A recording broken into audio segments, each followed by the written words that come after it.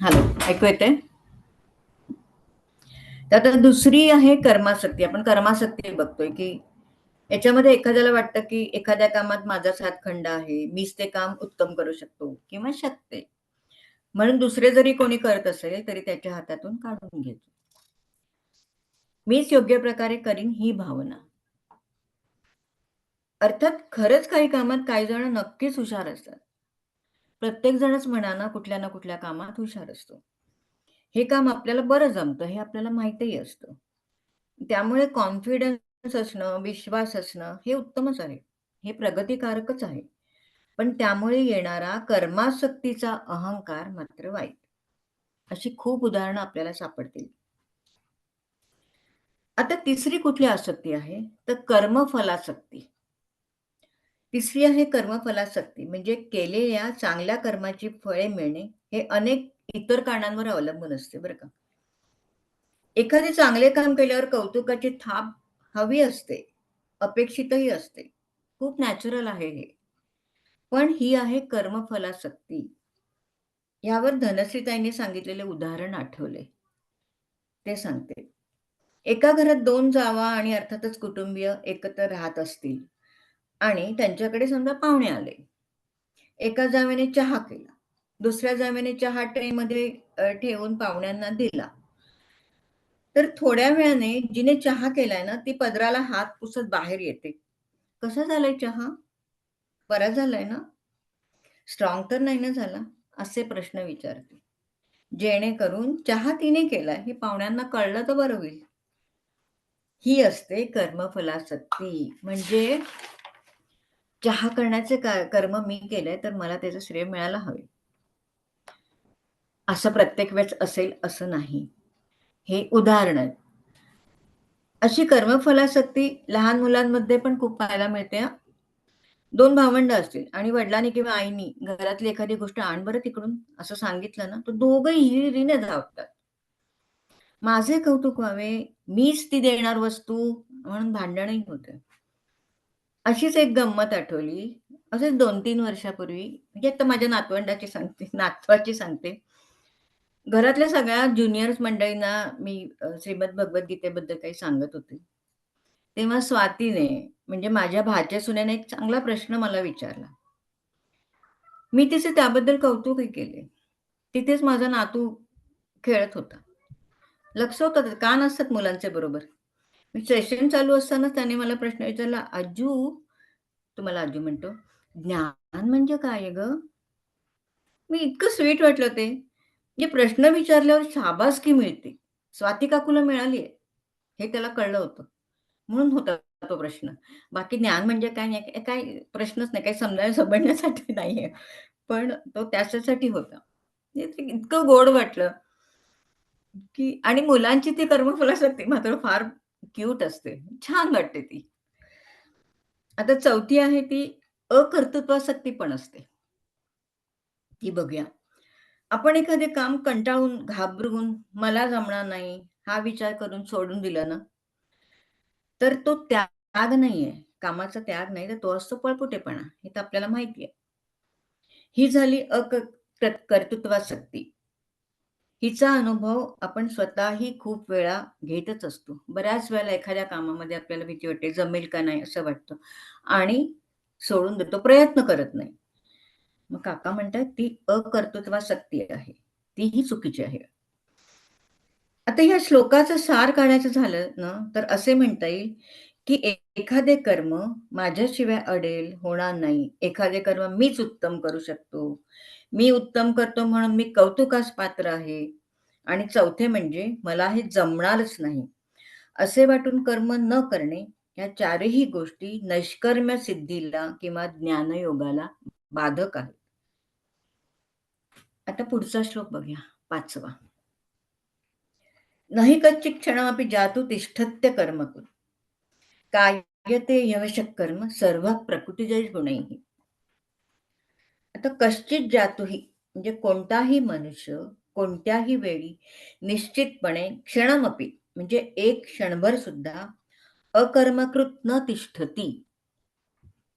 कर्म न करता राहू शकत नाही. ही म्हणजे कारण. प्रकृतीजयी गुणही कारण प्रकृतीच्या गुणांनी अवशः सर्व परतंत्र झालेल्या सर्वच माणसांना कर्म कार्यते हा कार्य करण्यास भाग पाडला जातो. ते गुण त्यांना सर्व कर्म करायला लावतातच. प्रकृतीतले गुण ते आपण बघूया पुढे. आता बघा ना, भगवंत सांगत आहेत की ह्या जगात कोणीही एक क्षणभर सुद्धा कर्म केल्याशिवाय राहू शकत नाही, स्वस्थ बसू शकत नाही, शांत बसू शकत नाही. कारण आपण प्रकृतीच्या गुणांनी बद्ध आहोत. प्रकृतीचे गुण आपल्याला माहिती आहे, रजतम, सत्व, रजतम तीन. आपण उपजतच असे आहोत की आपण पूर्णपणे स्वस्थ बसूच शकत नाही. एकतर आपण देहाने कर्म करत असतो किंवा मनाने कर्म करत असतो किंवा बुद्धीने कर्म करत असतो. पण ही सगळी कर्मेच आहेत. कधी कधी देहाने आणि मनाने एकत्र करतो, तर कधी कधी देहाने आणि बुद्धीने एकत्र काम करत असतो, तर कधी कधी बुद्धीने आणि मनाने एकत्र काम करत असतो. आता बघा ना, प्राणायाम करताना संगीता मॅडम जेव्हा मेडिटेशन करायला लावतात ना, तेव्हाही बुद्धीला काहीतरी कार्य दिलेले असते. मन त्यात गुंतवायचे असते. इंद्रिय फक्त स्थिर असतात. आता याचं एक उदाहरण सांगते. असंच मी एकदा ना नातवाला स्विमिंगसाठी घेऊन गेले होते. तिथे थोड्या वेळाने आणखी एक आजी आपल्या नातवाला घेऊन आल्या होत्या. त्यांनी नातवाला स्विमिंगला सोडले आणि स्वतःजवळची पिशवी काढली. त्यात होत्या गवारीच्या शेंगा. त्या पुलावरच्या बेंचवर बसून नातवाची काळजी घेत त्या हाताने गवारीच्या शेंगा निवडत बसल्या होत्या. म्हटलं वा, बरं आहे नाही हे 2 in 1. तर हे असं आहे, न कश्चित क्षणमपि जातो तिष्ठत्य कर्मकृत.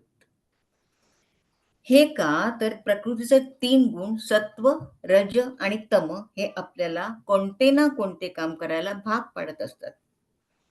आता 3 गुणांची गंमत बघूया रोजच्या आपल्या जीवनातली. समुद्रावर फिरायला गेल्यावर समुद्राच्या सौंदर्याचा आस्वाद घेता घेता वाळूवर रेघोट्या मारणं, हा झाला रजोगुण. काहीतरी काम करायचं म्हणजे हा झाला रजोगुण.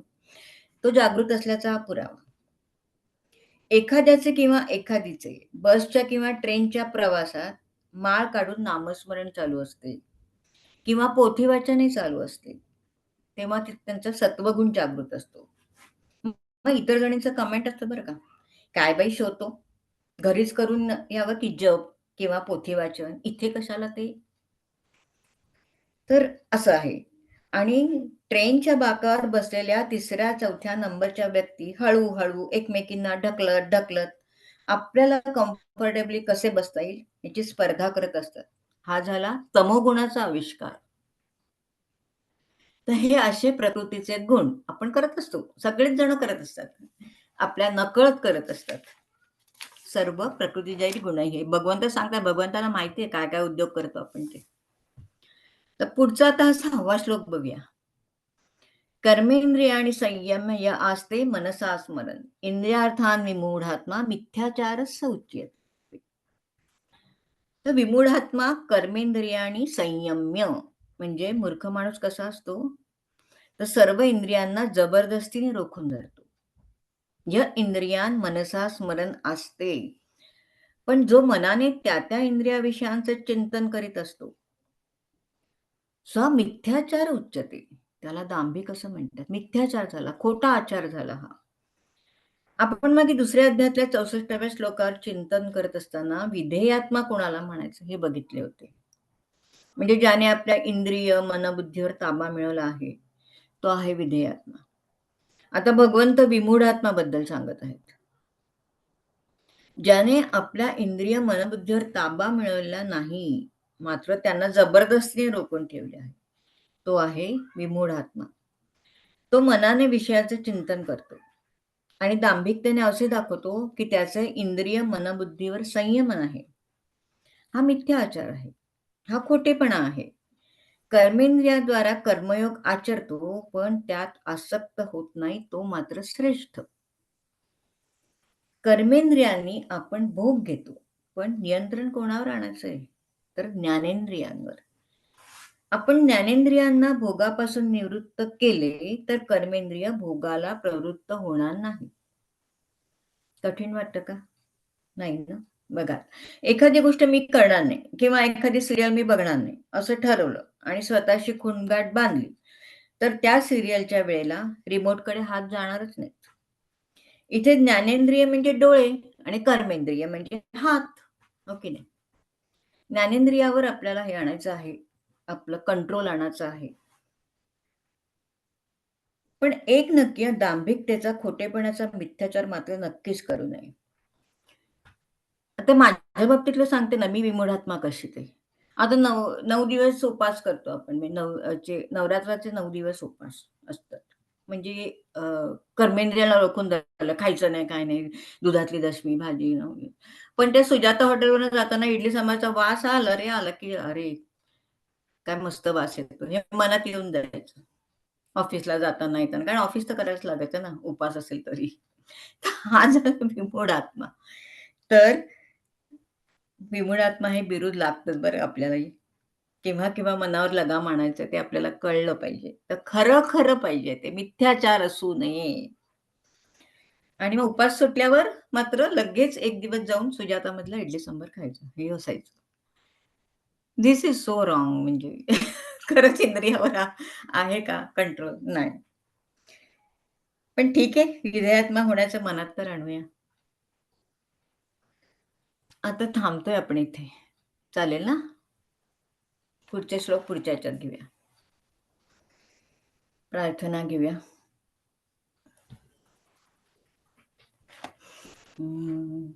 शान्ताकारं भुजगशयनं पद्मनाभं सुरेशं विश्वाधारं गगनसदृशं मेघवर्णं शुभांगं लक्ष्मीकान्तं कमलनयनै योगिभिर्ज्ञानगम्यं वन्दे विष्णुं भवभयहरं सर्वलोकैकनाथम् यं ब्रह्मा वरुणेन्द्ररुद्रमरुतस्तुन्वन्ति दिव्यैस्तवैः वेदैर्साङ्गपदक्रमोपनिषदैर्गायन्ति यं सामगाः ध्यानावस्थिततद्गतेन मनसा पश्यन्ति यं योगिनो यस्यान्तन्न विदुःसुरासुरगणा देवाय तस्मै नमः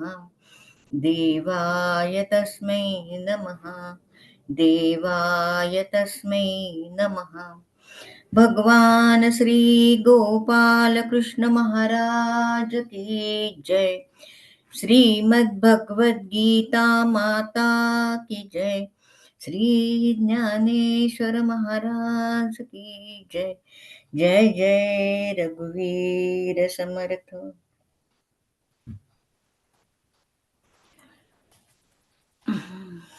खूप छान ताई, धन्यवाद.